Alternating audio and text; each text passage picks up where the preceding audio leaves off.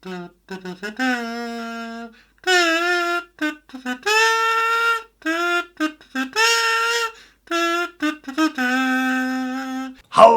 and welcome to Just One More Watch. Welcome to another installment in the Lume Wars series, Lume Wars Episode 7, The Force Awakens.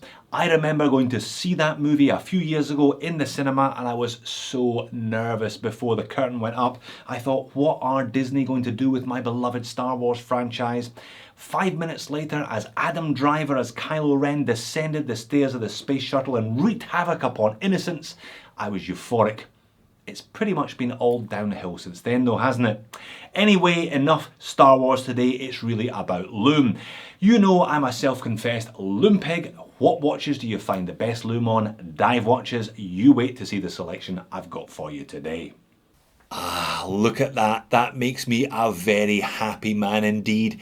8 divers, all on bracelets. Do you think perhaps I've got a type? It's never that difficult for me to assemble a group of watches for these Lume Wars episodes. For one reason or another, there are always a bunch of divers on bracelets in the house. Now, that is them assembled in the order that I'm going to show them and in their quarter-final pairings as well. I always like to set up the possibility of a David versus Goliath finale. We've had a number of low-cost watches win Lume Wars, so it's not necessarily all about value. A big ticket doesn't necessarily equal big Lume, but I have paired them off for reasons which I will now explain. In previous episodes of Lume Wars, I've always had 2 brands represented, those being Rolex and Seiko. Today we do have a Seiko, but we don't have a Rolex. We do, however, have arguably the next best thing. It's not a Tudor, it's an Omega Seamaster SMP 300. This one belongs to Kevin the Scotsman, and he was kind enough to loan it in for a review. And while it was here, I thought I would squeeze it into an episode of Lume Wars as well. It's going head to head with the Seiko Sumo. Now, despite the fact that Seikos have featured in all 6 previous episodes, a Seiko has never won Lume Wars. I think if a Seiko is ever going to win Lume Wars, it's going to be this Seiko, and I wanted to separate the wheat from the chaff in the quarterfinals. I put it head to head against that Omega. Now, the Omega costs about $4.5 grand US, maybe a little bit more than that, depending on how hard you haggle.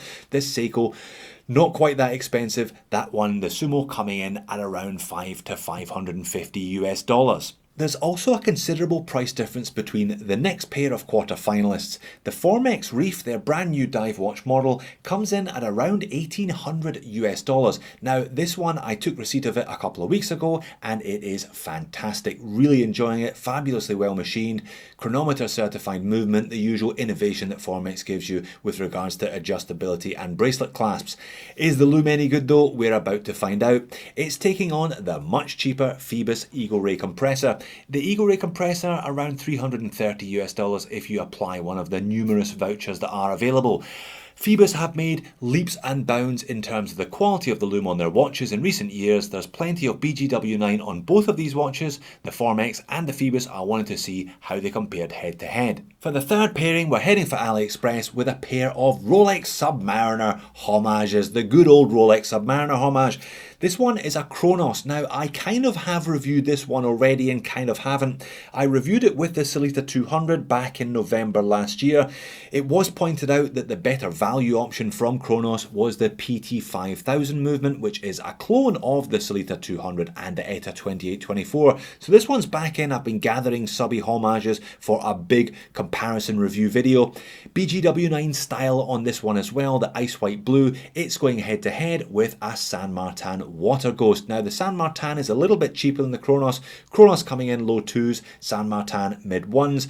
It does have an NH35 in the back though, rather than the high B auto, even if it is a Chinese made auto. Let's see how these two get on head to head. Let's see which one is the better Lume of the two. And the last quarter-final pairing, couple of micros, we have the Zelos Swordfish in bronze 40mm. This one has C3 old radium style, so I've mismatched the looms here. There's 2 different styles between these last 2 watches. Old radium has a deeper shade of green than you get from standard C3. There's heaps of it on the Zelos. Is there enough though to take on the Traska Freediver? You notice perhaps that the Traska Freediver has still got all the stickers on. This one I'm going to do a giveaway on maybe in a month or so episode's time. Stay tuned for that. Traska Free Diver, I have already reviewed it on the channel. BGW9 on the hands and indexes of this one. It's a little more expensive than the Swordfish. Let's see which of those two loom styles plays out in this scenario the best.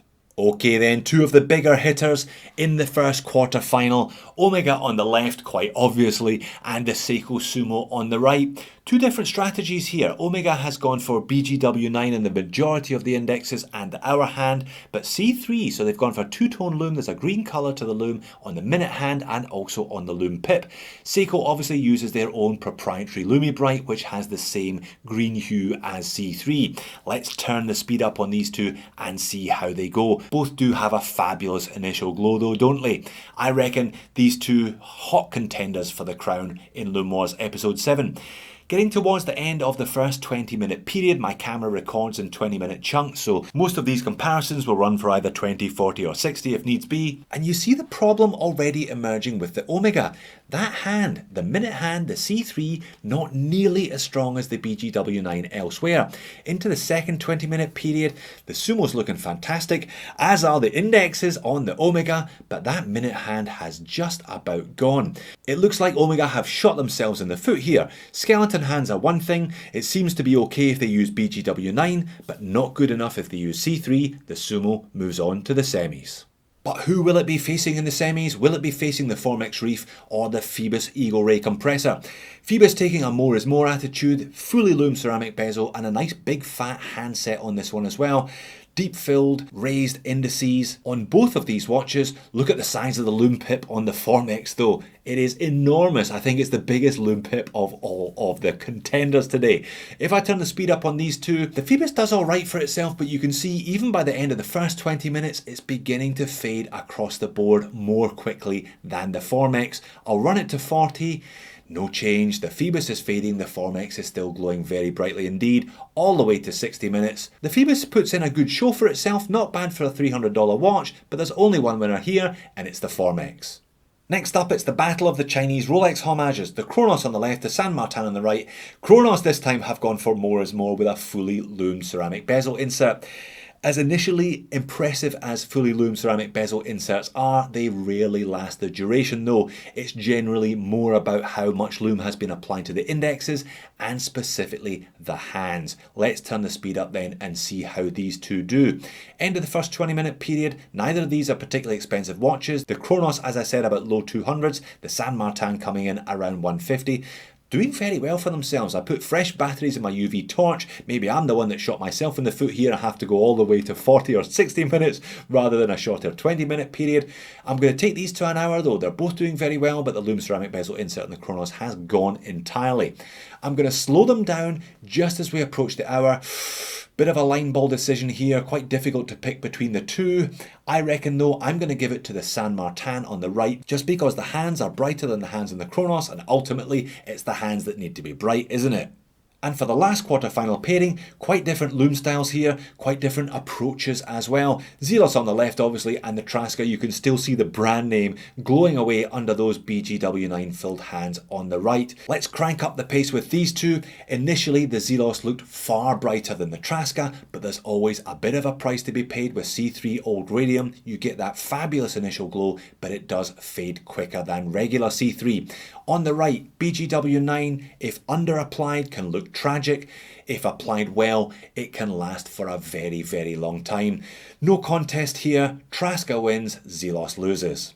First of the semis then, and it's the Seiko Sumo on the left versus the Formax Reef on the right. So two different loom types, Lume Bright versus BGW9, and two quite different price tags here, around the 500 versus 1750 or thereabouts for the Formex. Which one will prevail? Let's turn the speed up. Now you can tell as these two get into their stride as the time progresses, there's not going to be a loser here.